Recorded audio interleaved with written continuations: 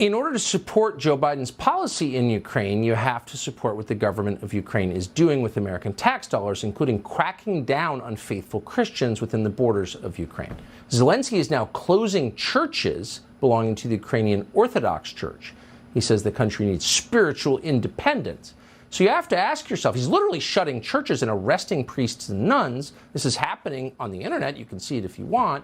So why aren't Christian leaders in the United States saying anything about this and instead endorsing it effectively, as Russell Moore and many others have?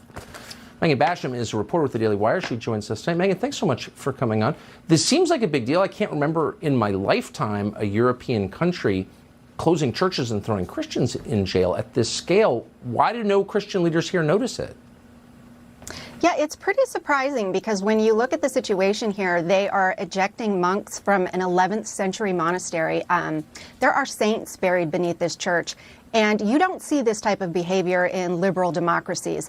And so you think those who held Zelensky out as a particular hero, who cheered him, who assured us this is someone that we need to support, that we need to throw our support behind as Christians, would now be questioning his particular actions, and we're not seeing that.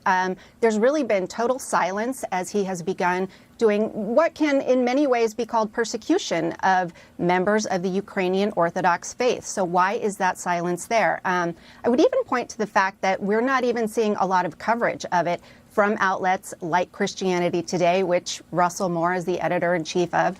And that's just some big questions that I have. How can you write so many essays about Trump, who hasn't been in office for 3 years now, but really say nothing about what is religious persecution?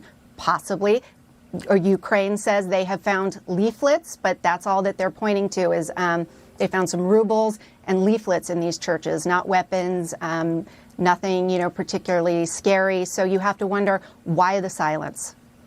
Well, it's absolutely shameful. They're closing churches and arresting priests, and Christian leaders here say nothing about it. I think it's genuinely shameful, and I appreciate your reporting on this subject. Megan, thank you so much. Good to see you. Thanks so much, Tucker.